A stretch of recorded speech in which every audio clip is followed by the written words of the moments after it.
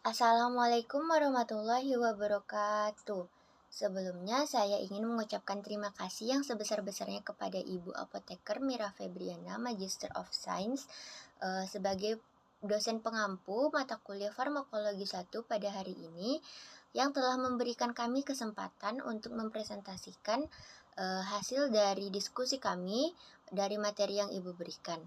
Dan juga saya ingin mengucapkan terima kasih banyak kepada teman-teman yang akan menonton video ini hingga selesai nantinya. Saya Lady Sukma Maulana dengan NIM 2301017 sebagai moderator dari kelompok 5 akan memimpin jalannya presentasi pada hari ini, yang dimana dalam presentasi kelompok 5 ini akan membawakan materi obat-obat pada sistem kardiovaskular, di mana kelompok kami ini terdiri dari beberapa anggota kelompok, yaitu Agustina Ika Naibaho, Deviona Siti Awaliyah, Dewi Anggraini, Dini Wahyuningrum, Mesia Jonita, Muhammad Fairuz Zakwan, dan Rahmatia Ilyana. Yang dimana pemateri-pemateri tadi akan menjelaskan tentang konsep penggolongan obat, mekanisme kerja obat, indikasi obat, kontraindikasi obat, efek samping obat, dan contoh obat yang beredar untuk penyakit ACS atau Acute Coronary Syndrome, untuk AF atau atrial fibrilasi, untuk shock, stroke, heart failure atau gagal jantung, hiperfosfatemia, dan untuk penyakit hiperkalemia. Kepada pemateri pertama dipersilahkan. Baiklah, materi pertama yaitu tentang penyakit akut coronary syndrome. Konsep. Akut coronary syndrome merupakan istilah yang mencakup spektrum kondisi klinis yang ditandai dengan iskemia miokard yang secara akut diakibatkan karena ketidakseimbangan antara ketersediaan oksigen dengan kebutuhannya. Yang B yaitu penggolongan obat ACS. Yang pertama, golongannya ada obat vasodilator. Yang kedua ada obat antikoagulan. Yang ketiga ada obat golongan opioid. Yang keempat obat golongan beta blocker. Yang kelima ada obat antihipertensi. Dan yang terakhir ada obat penurun kolesterol. Yang C, mekanisme kerja obat dari penyakit akut coronary syndrome ini yang pertama yaitu antiplatelet.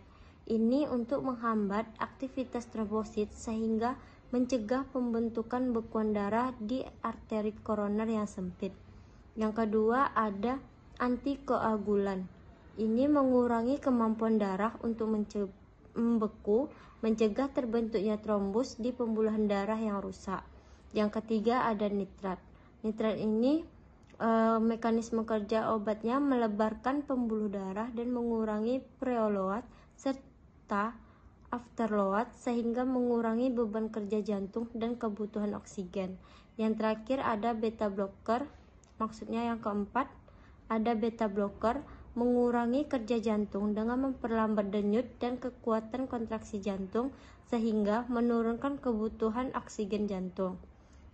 Yang kelima ada ACE inhibitor. Ini untuk mengurangi resistensi pembuluhan darah dan menghambat pembentukan angiotensin II yang membantu menurunkan tekanan darah dan mengurangi beban pada jantung. Yang keenam ada statin. Statin ini untuk menghambat enzim HMG-CoA reduktase yang berperan dalam sintesis kolesterol sehingga membantu menurunkan kadar kolesterol darah. Nah, yang terakhir yaitu trombolitik. Trombolitik ini dia mekanisme kerja obatnya untuk mengaktifasi plasminogen menjadi plasmin, enzim yang melarutkan fibrin dalam trombus. Selanjutnya ada indikasi dari obat ACS. Yang pertama yaitu ada aspirin. Aspirin itu terdapat prasugrel atau tiglaclerol adalah alternatif clopidogrel jika terapi fibrinolitiknya belum diberikan. Yang kedua ada beta blocker, yang ketiga inhibitor glikoprotein. Untuk pasien tertentu yang menjalani intervensi koroner perkuatan atau PCI dan lesi berisiko tinggi. Nah, misalnya beban trombus tinggi, tidak ada reflow. Yang keempat ada heparin. Heparin ini berat molekul rendah atau tidak terfraksi, atau bivalidrin, terutama pada pasien dengan infark miokard evaluasi segmen 5 ST atau STEMI yang berisiko tinggi mengalami pendarahan. Selanjutnya yaitu ada nitrogliserin, selanjutnya ada fibrinolytik dan penghambat enzim mengubah angiosten atau AC sedini mungkin, ada obat statin, ada obat antiplatelet dan antitrombotik. Nah, ini yang menghentikan pembentukan gumpalan digunakan secara rutin. Obat anti-iskemik misalnya beta blocker, nitrogliserin 4 sering ditambahkan terutama bila ada nyeri dada atau hipertensi. Yang kelima ada kontraindikasi obat. Kontraindikasi obat itu pada antiplatelet, dia tidak memberikan pada pasien dengan riwayat pendarahan gastrointestinal atau hipersensitivitas terhadap obat. Yang kedua ada antikoagulan. Kontraindikasi pada pasien dengan pendarahan aktif atau risiko pendarahan tinggi. Yang ketiga ada nitrat. Dia tidak boleh diberikan pada pasien yang sedang menggunakan obat penghambat fosfodiesterase 5 misalnya seperti sildenafil. Yang terakhir ada beta blocker. Kontraindikasi pada pasien dengan brakikardia berat, asma atau penyakit paru obstruktif kronik atau PPOK berat. Selanjutnya ada ACE inhibitor. Nah, dia tidak boleh diberikan pada pasien dengan angiodema terkait pengobatan ACE inhibitor sebelumnya. Selanjutnya ada statin. Dia tidak boleh digunakan pada pasien dengan penyakit hati. Dan yang terakhir ada trombolitik. Nah, kontraindikasi pada pasien ini dia dengan riwayat stroke hemoragik atau pendarahan aktif. Selanjutnya materinya itu tentang efek samping dari akut coronary syndrome. Nah, yang pertama antiplatelet. Efek sampingnya yaitu pendarahan, dispepsia, reaksi alergi. Yang kedua antikoagulan. Dia menyebabkan efek samping dari perdarahan, anemia, trombositopenia. Yang ketiga ada nitrat. Efek sampingnya yaitu sakit kepala, hipotensi, takikardia refleks. Yang keempat, beta blocker. Efek sampingnya yaitu bradikardia, hipotensi, kelelahan, bronkospasmia. Yang kelima ada ACE inhibitor. Efek sampingnya batuk kering, hiperkalemia, hipotensi, angiodema. Yang keenam statin. Efek samping dari obat statin ini yaitu miopati, peningkatan enzim hati, dan nyeri otot. Nah, yang terakhir yaitu trombolitik, perdarahan, hipotensi, dan reaksi alergi. Untuk materi selanjutnya yaitu tentang contoh obat yang beredar pada penyakit ACS atau akut coronary syndrome. Yang pertama yang beredar itu ada nitrogliserin, yang kedua ada aspirin dan clopidogrel, yang ketiga morfin atau fentanyl, yang keempat ada metoprolol, dan yang kelima ada nitrogliserin, dan yang terakhir ada statin. Selanjutnya atrial fibrilasi atau AF. Atrial fibrilasi atau AF atau fibrilasi atrium dijelaskan sebagai gangguan irama jantung yang serius yang merupakan salah satu faktor resiko utama terjadinya stroke, khususnya stroke embolik. AF menyebabkan aliran darah dari jantung tidak efisien yang berpotensi menyebabkan stagnasi darah dan pembentukan bekuan darah atau trombus. Trombus ini kemudian dapat terlepas dan mengalir ke otak, menyebabkan penyumbatan aliran darah yang bisa berujung pada stroke. Penggolongan obat. 1. Obat pengendali denyut jantung atau rate control. Obat-obatan ini bertujuan untuk memperlambat denyut jantung dan menjaga agar tidak terlalu cepat selama fibrilasi atrium berlangsung. Yang pertama ada beta blocker, contohnya metoprolol dan atenolol. Yang kedua ada kalsium channel blocker atau penghambat saluran kalsium, contohnya ada diltiazem dan verapamil. Selanjutnya ada digoxin, digunakan pada beberapa pasien untuk menghambat denyut jantung, terutama pada mereka yang kurang merespon pengobatan lain. Mekanisme kerja obat.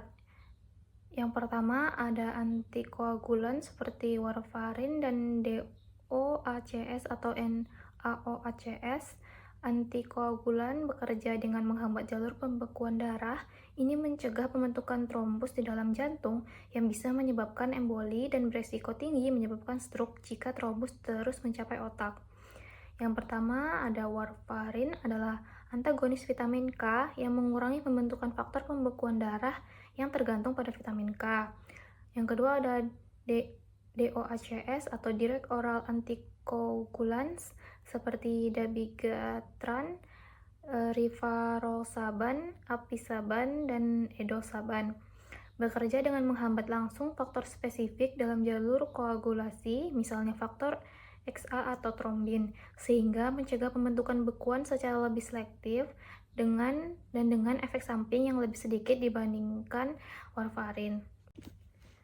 Yang kedua ada antiplatelet atau aspirin. Antiplatelet seperti aspirin mengurangi penggumpalan platelet atau trombosit dalam darah. Meskipun kurang efektif daripada antikoagulan, antiplatelet kadang digunakan pada pasien yang memiliki resiko stroke lebih rendah atau yang tidak bisa menggunakan antikoagulan karena alasan tertentu.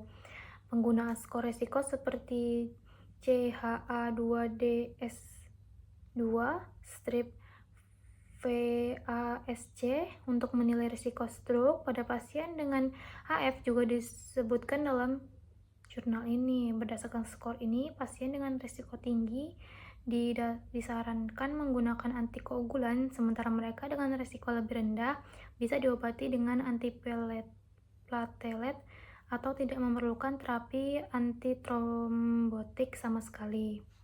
Selanjutnya indikasi obat. Yang pertama ada antikoagulan. Indikasinya digunakan pada pasien dengan AF yang memiliki risiko tinggi mengalami stroke atau tromboemboli. Penilaian risiko ini dilakukan menggunakan skor seperti CHA2DS2 VASC, di mana pasien dengan skor 2 atau lebih umumnya memerlukan terapi antikoagulan. Selanjutnya pasien yang memiliki riwayat stroke atau serangan iskemik transient atau TIA. Selanjutnya digunakan untuk mencegah pembekuan darah yang dapat menyebabkan emboli, terutama pada pasien dengan AF yang berlangsung lama atau tidak terkontrol. Selanjutnya ada indikasi dari antiplatelet. Yang pertama, pasien dengan AF yang memiliki risiko rendah mengalami stroke atau tromboemboli dan tidak bisa menggunakan antikoagulan. Yang kedua, digunakan sebagai alternatif pada pasien yang tidak bisa menerima terapi antikoagulan penuh karena kontraindikasi atau efek samping. Selanjutnya, indikasi obat pengendali denyut jantung. Yang pertama, pasien dengan AF yang memiliki denyut jantung sangat cepat atau tidak teratur untuk memperlambat denyut jantung dan mengontrol gejala seperti palpitasi, sesak napas, atau kelemahan. Indikasi obat anti-aritmia yaitu pasien dengan AF yang baru berkembang atau paroksismal berulang, di mana tujuan terapi adalah untuk mengembalikan dan mempertahankan irama sinus normal.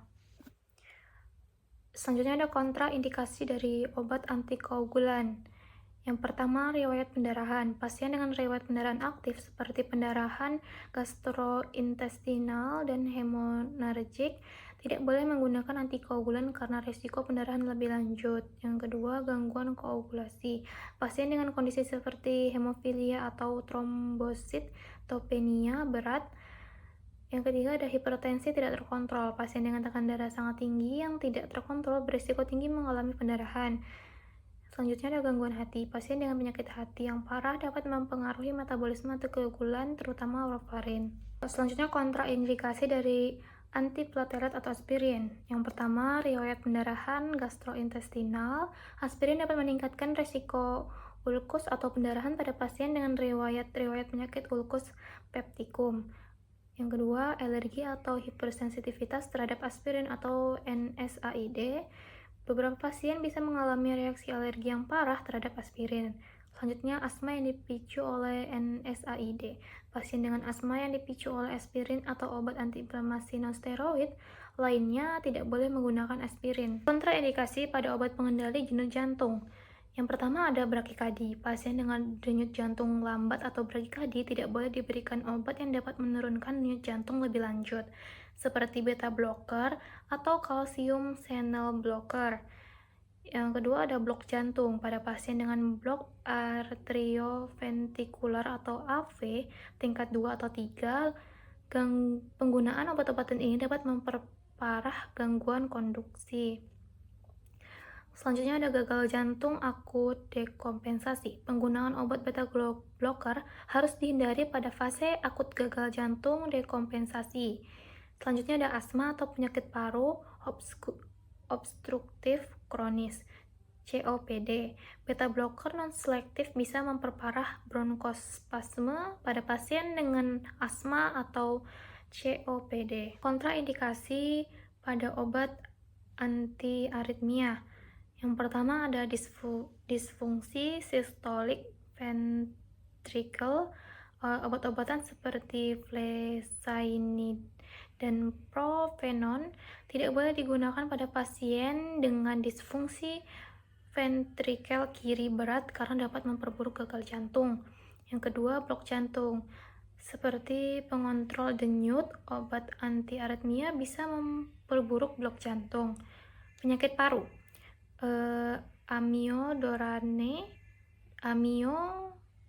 Amiodarone dapat menyebabkan fibrosis paru pada penggunaan jangka panjang, sehingga harus digunakan dengan hati-hati pada pasien dengan riwayat penyakit paru. Selanjutnya efek samping obat. Yang pertama pada obat antikoagulan, efek sampingnya ada pendarahan, gangguan hati, osteoporosis. Selanjutnya antiplatelet.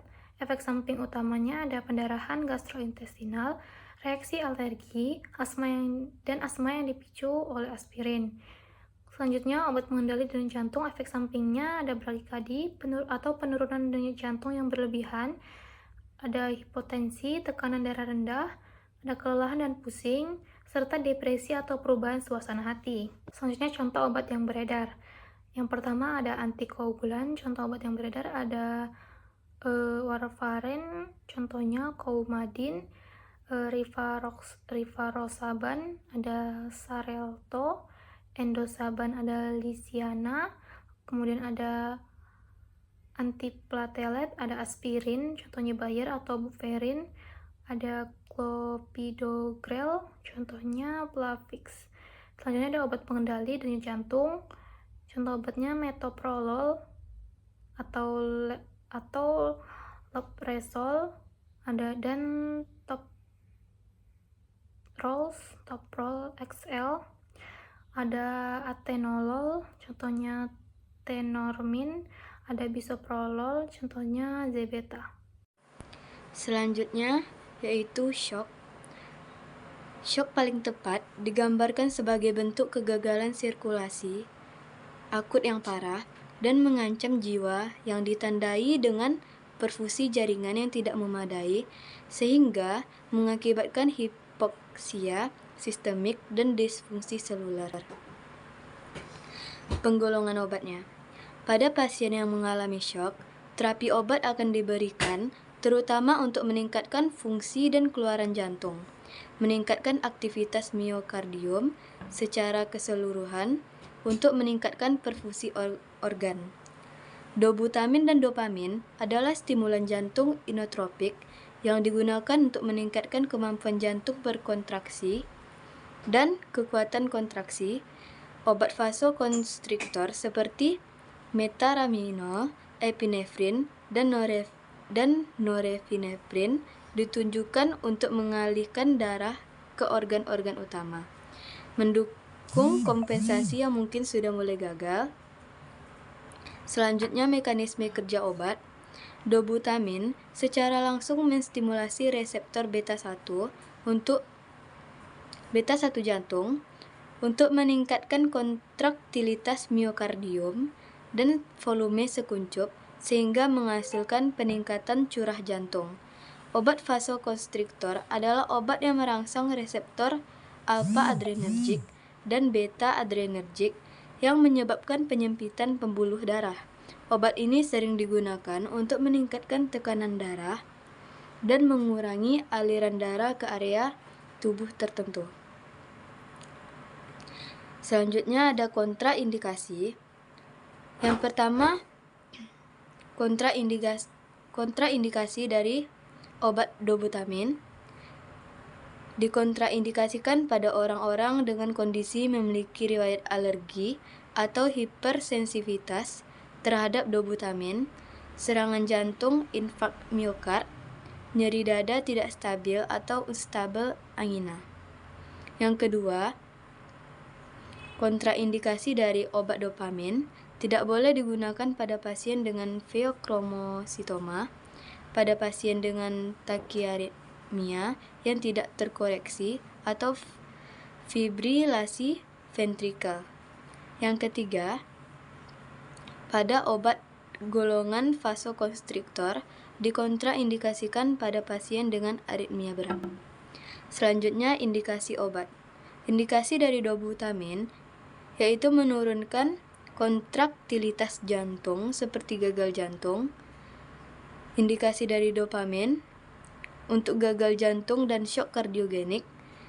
Indikasi dari obat vasokonstriktor yaitu mengatasi penyempitan pada pembuluh darah. Efek samping obat. Efek samping dari dobutamin seperti demam, mual, muntah, sakit kepala.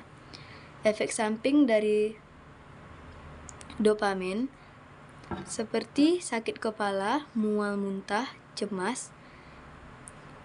Efek samping dari obat vasokonstriktor seperti detak jantung tidak teratur, pusing, diare.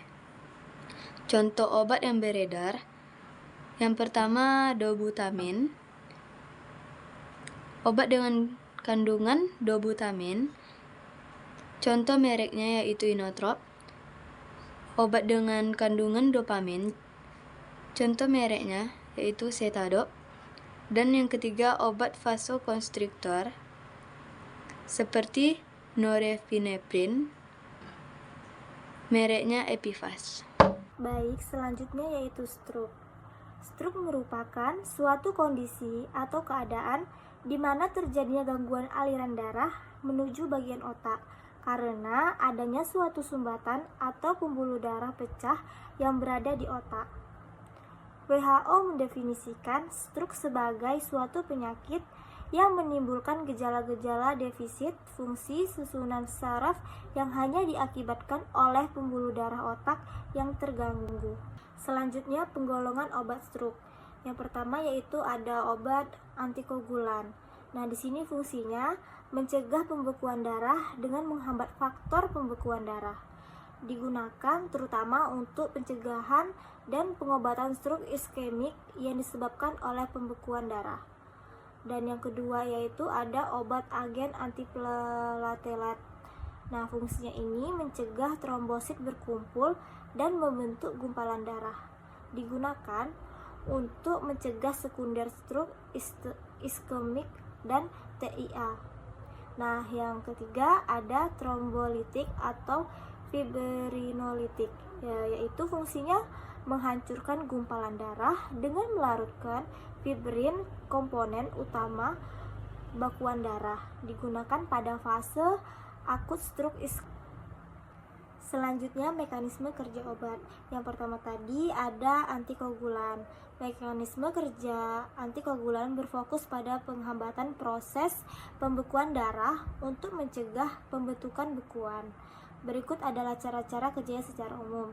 Yang pertama yaitu penghambat faktor koagulasi. Yang kedua ada penghambat aktivitas dan yang ketiga ada pencegahan pembekuan gumpalan, yaitu dengan menghambat faktor-faktor yang terlibat dalam proses koagulasi. Nah, antikoagulan mencegah pembentukan gumpalan darah yang dapat menyebabkan stroke. Penggunaan antikoagulan memerlukan pemantauan yang ketat untuk menghindari resiko selanjutnya, yaitu agen antiplatelet. Nah, mekanisme kerja obat stroke agen antiplatelet adalah dengan menghambat penggumpalan trombosit sehingga mencegah pembentukan bekuan darah yang dapat menyumbat pembuluh darah otak. Nah, yang ketiga ada trombolitik atau fibriolitik.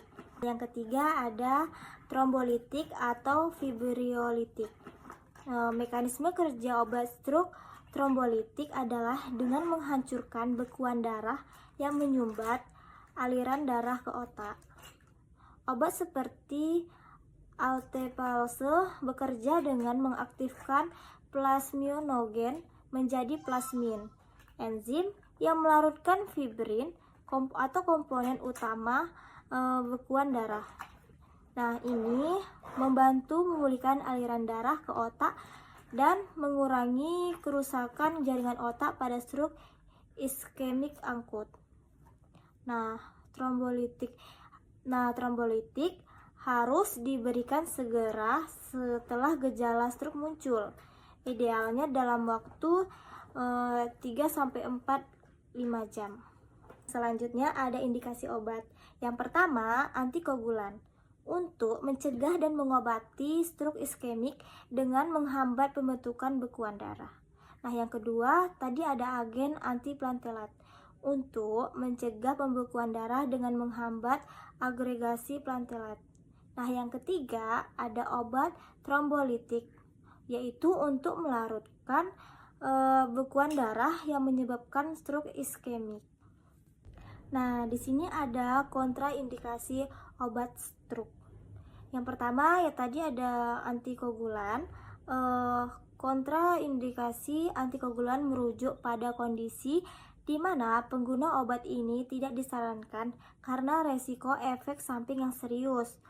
Kontraindikasi utama untuk antikoagulan meliputi yang pertama, pendarahan aktif, yang kedua reaksi alergi, yang ketiga ada gangguan koagulasi, yang keempat ada tekanan darah tinggi yang tidak terkendali. Nah, yang terakhir ada pembedahan besar atau trauma. Nah, selanjutnya yang kedua agen antiplatelet.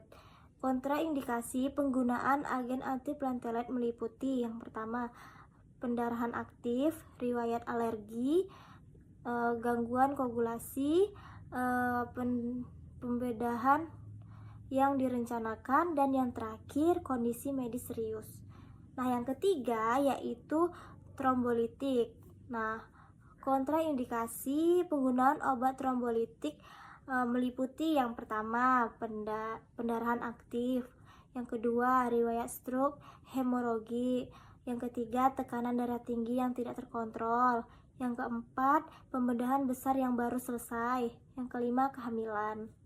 Selanjutnya ada efek samping obat stroke. Yang pertama dari golongan antikoagulan. Yang pertama itu ada pendarahan, reaksi alergi, hematoma, trombosit, topenia, dan yang terakhir gangguan fungsi hati. Kalau yang kedua dari golongan agen antiplatelet. Yang pertama tuh ada pendarahan juga, reaksi alergi, yang ketiga ada dispepsia, yang keempat ada trombositopenia, dan yang kelima ada sindrom Stevens-Jones. Nah, yang ketiga golongan trombolitik. Efek samping obat trombolitik ini meliputi yang pertama pendarahan, reaksi alergi, hematoma, infrak miokardial, dan yang keempat stroke hemoragik. Nah, di sini kita dapat amati dan lihat bagaimana efek dan reaksi yang terjadi ketika kita mengkonsumsi obat stroke tersebut. Selanjutnya, ini ada contoh obat yang beredar. Yang pertama dari golongan antikoagulan. Contohnya yaitu warfarin. Mereknya ada Coumadin dan Zotafen. Dan yang kedua ada heparin. Contohnya Heplock dan heparin sodium. Dan yang ketiga ada enoxaparin. Yang keempat ada rivaroxaban. Yang kelima ada apixaban. Yang keenam ada dabigatran. Dan yang ketujuh ada fondaparinux. Nah, kalau dari penggolongan obat agen antiplatelet, di situ ada aspirin. Biasanya mereknya Bayer. Kalau dari clopidogrel, mereknya Plexvik.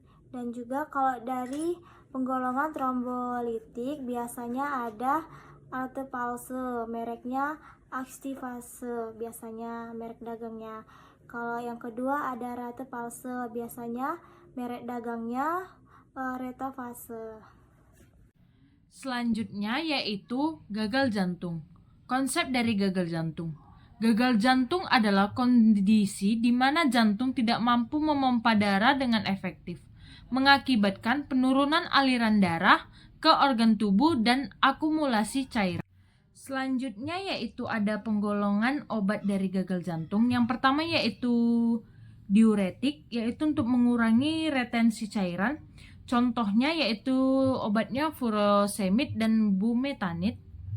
Yang kedua ada ACE inhibitor, mengurangi resistensi vaskular dan menurunkan tekanan darah. Contohnya yaitu enalapril dan lisinopril. Selanjutnya yaitu ada beta blocker, mengurangi beban kerja jantung dan menurunkan frekuensi jantung. Contohnya yaitu seperti metonprolol dan carvedilol. Selanjutnya ada aldosteron antagonis, yaitu mengurangi efek dari aldosteron tersebut. Contohnya seperti spironolakton dan eplerenon. Selanjutnya yaitu ada vasodilator, yaitu kegunaannya untuk melebarkan pembuluh darah untuk mengurangi beban jantung. Contohnya yaitu seperti nitrogliserin. Selanjutnya ada inotropik positif, yaitu meningkatkan kontraktilitas jantung. Contohnya yaitu digoxin. Selanjutnya ada mekanisme kerja obat dari gagal jantung. Yang pertama yaitu diuretik untuk meningkatkan ekresi natrium dan air melalui ginjal, mengurangi volume darah. Selanjutnya ada ACE inhibitor, yaitu menghambat enzim konversi angiostensin, menurunkan tekanan darah dan beban kerja jantung. Selanjutnya ada beta blocker, yaitu menghambat reseptor adrenergik, menurunkan detak jantung dan tekanan darah. Selanjutnya ada aldosteron antagonis, yaitu menghalangi efek aldosteron, mengurangi retensi cairan dan meningkatkan diuresis. Selanjutnya ada vasodilator, yaitu mengurangi resistensi pembuluh darah dan menurunkan tekanan darah. Selanjutnya ada inotropik positif, yaitu meningkatkan kekuatan kontraksi jantung. Yaitu ada indikasi dari kerja obat tersebut. Yang pertama yaitu diuretik untuk mengatasi edema dan hipertensi. Selanjutnya yaitu ACE inhibitor untuk pengobatan hipertensi dan gagal jantung. Selanjutnya ada beta blocker, yaitu untuk memanajemen gagal jantung dan aritmia.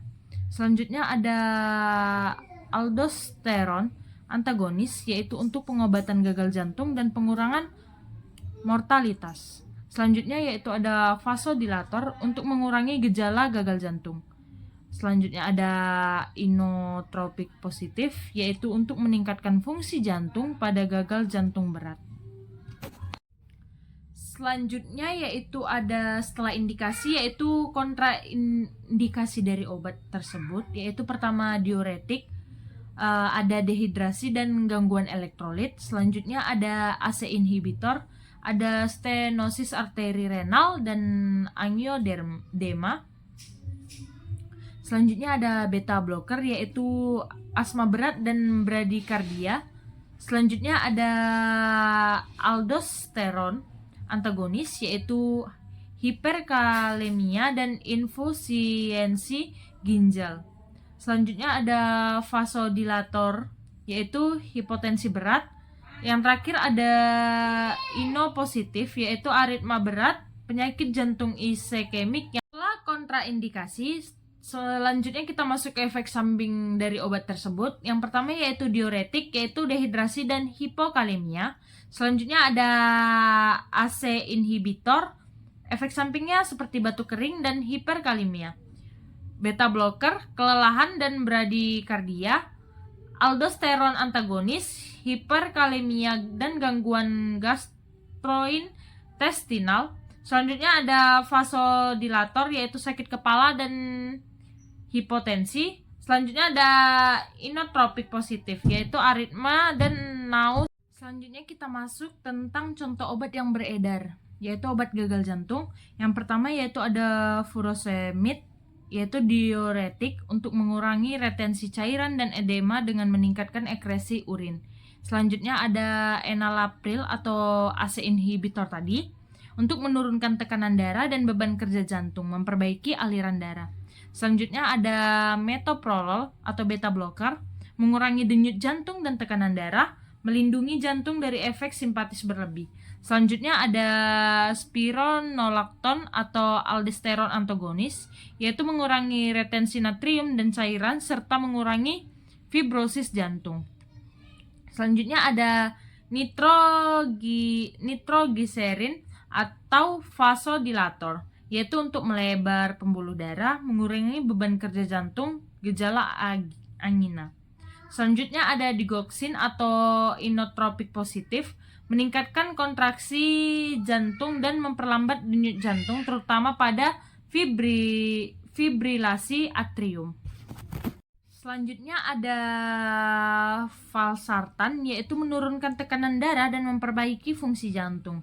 Selanjutnya ada ivabradin, yaitu untuk memperlambat denyut jantung. Selanjutnya ada dapagliflozin atau SGLT2 inhibitor, yaitu untuk menurunkan beban volume dan gula darah. Selanjutnya ada eplerenon, yaitu contohnya aldosterones antagonis, yaitu untuk mengurangi retensi cairan. Selanjutnya ada isosorbit dinitrat untuk vasodilator kombinasi, mengurangi preload dan afterload. Selanjutnya ada milrinone untuk meningkatkan kontraksi jantung dan vasodilatasi. Selanjutnya ada dobutamin beta 1 adrenergic agonis, yaitu untuk meningkatkan kontraktilitas jantung. Selanjutnya hiperfosfatemia. Hiperfosfatemia adalah kondisi medis di mana kadar fosfat atau fosfor dalam darah berada di atas normal. Fosfat adalah mineral penting yang berperan dalam pembentukan tulang dan gigi, serta berperan dalam fungsi sel dan metabolisme energi. Namun, kadar fosfat yang terlalu tinggi dalam darah dapat menimbulkan masalah kesehatan. Selanjutnya, penggolongan obat. Obat untuk mengatasi hiperfosfatemia dikenal sebagai pengikat fosfat. Mereka bekerja dengan mengikat fosfat dari makanan di dalam usus sehingga mencegah penyerapannya di dalam darah. Pertama, pengikat fosfat berbasis kalsium. Setelah diminum bersama makanan, kalsium dalam obat berinteraksi dengan fosfat dari makanan. Ion kalsium plus berikatan dengan ion fosfat min untuk membentuk kompleks kalsium fosfat yang tidak larut. Yang kedua, pengikat fosfat non-kalsium. Setelah diminum bersama makanan, obat ini mengikat fosfat dalam saluran pencernaan dan membentuk kompleks yang tidak larut.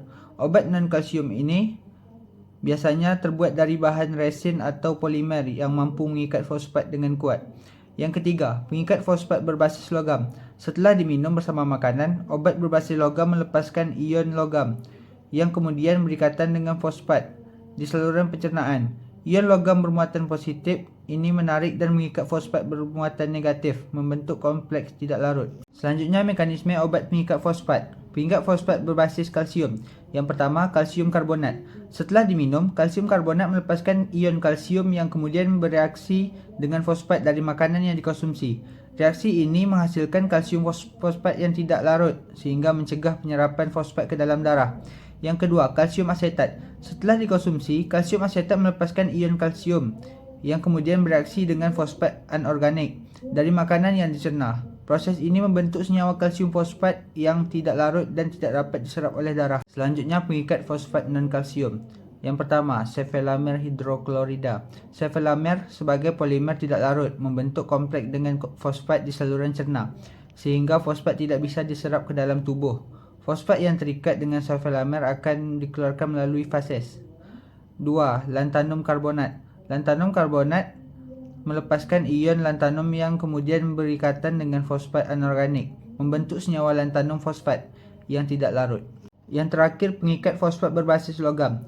Yang pertama, aluminium hidroksida. Aluminium hidroksida melepaskan ion aluminium yang berikatan dengan fosfat anorganik di usus membentuk aluminium fosfat yang tidak larut. Yang kedua, ferric citrat. Ferric citrat mengikat fosfat yang ada di dalam makanan di saluran pencernaan. Ketika ferric citrat dikonsumsi, ion ferri dari ferric citrat berikatan dengan fosfat, membentuk kompleks yang tidak larut. Kompleks ini kemudian diekskresikan melalui tinja. Selanjutnya, indikasi obat pengikat fosfat. Pengikat fosfat berbasis kalsium. 1. Kalsium karbonat.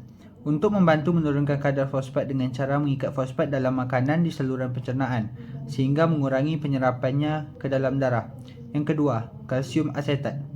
Mengurangi kadar fosfat dalam darah pada pasien dengan gagal ginjal kronis yang ginjalnya tidak mampu membuang kelebihan fosfat secara efektif. Pengikat fosfat non-kalsium. 1. Sevelamer hidroklorida.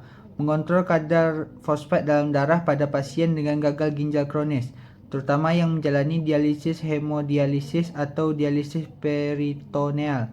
2. Lantanum karbonat. Mengontrol kadar fosfat dalam darah pada pasien gagal ginjal kronis yang tidak bisa mengeluarkan fosfat secara efektif, terutama pada mereka yang menjalani hemodialisis atau dialisis peritoneal. Pengikat fosfat berbasis logam. 1. Aluminium hidroksida. Mengobati hiperfosfatemia pada pasien dengan penyakit ginjal kronis, terutama yang menjalani dialisis. Aluminium hidroksida mengikat fosfat di saluran pencernaan, mencegah penyerapannya ke dalam darah sehingga menurunkan kadar fosfat. 2. Ferric citrat. Bekerja sebagai pengikat fosfat. Obat ini mengikat fosfat di saluran pencernaan sehingga mencegah penyerapannya ke dalam darah. Hal ini membantu mengontrol kadar fosfat dalam darah pada pasien dengan penyakit ginjal kronis yang menjalani dialisis. Selanjutnya, kontraindikasi obat pengikat fosfat. Kalsium karbonat. Yang pertama, hiperkalsemia. Peningkatan kadar kalsium dalam darah. Yang kedua, hiperparatiroidisme. Kondisi di mana kelenjar paratiroid terlalu aktif.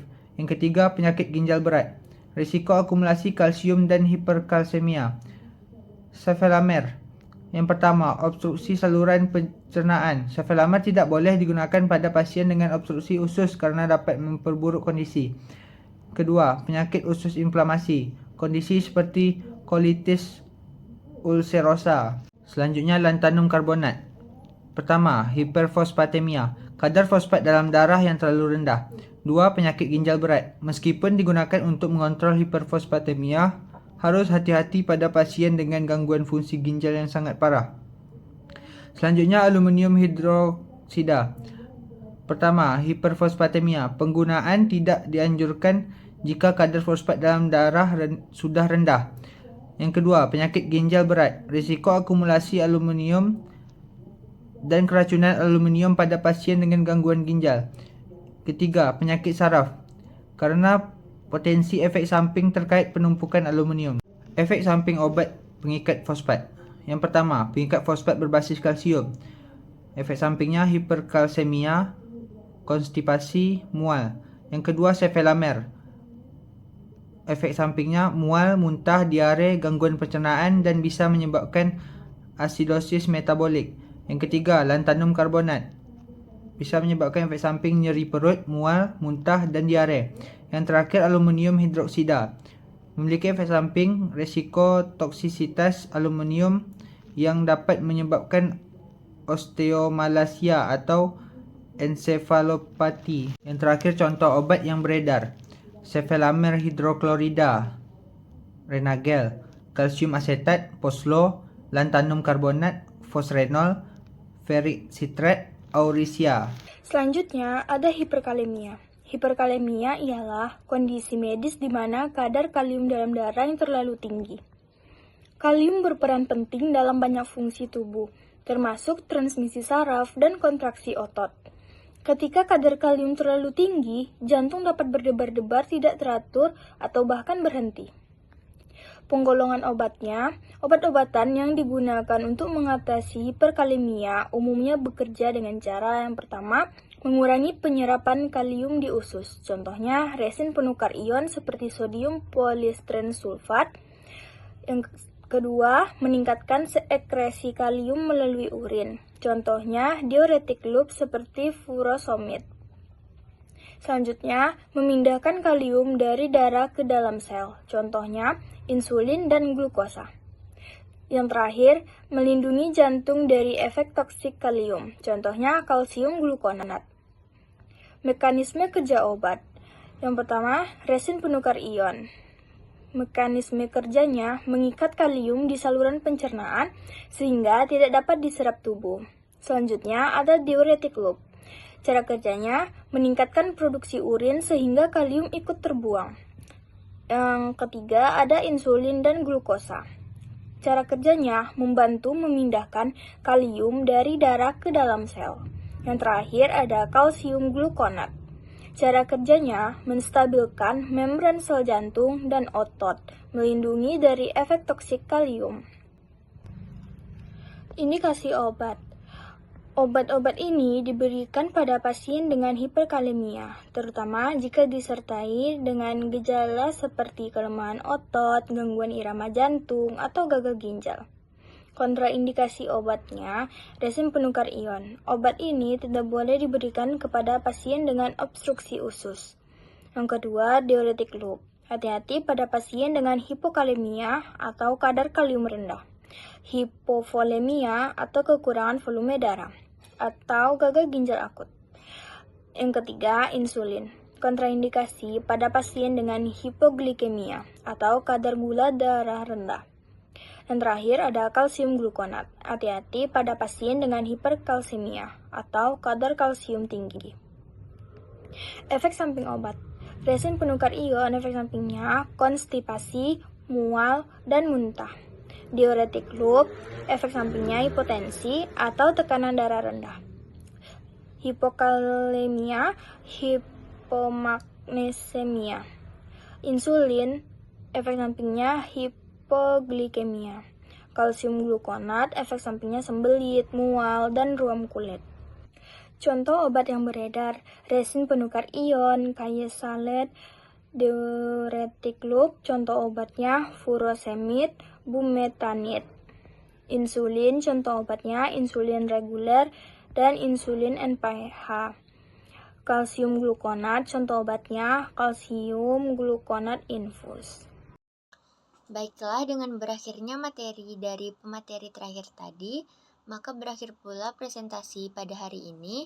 Saya mengucapkan terima kasih kepada Ibu dosen pengampu mata kuliah farmakologi 1 karena telah memberikan tugas ini kepada kelompok kami sehingga kami dapat memperdalam pengetahuan kami mengenai materi obat-obat pada sistem kardiovaskular ini. Dan juga saya ingin mengucapkan terima kasih kepada teman-teman yang sudah menyimak video kami hingga akhir. Harapannya dari apa yang kita diskusikan bisa menjadi manfaat untuk kedepannya. Saya selaku moderator kelompok 5 memohon maaf apabila ada kesalahan dan kekurangan dalam penyampaian. Sekian untuk presentasi kelompok kami. Wabillahi taufiq wal hidayah. Wassalamualaikum warahmatullahi wabarakatuh.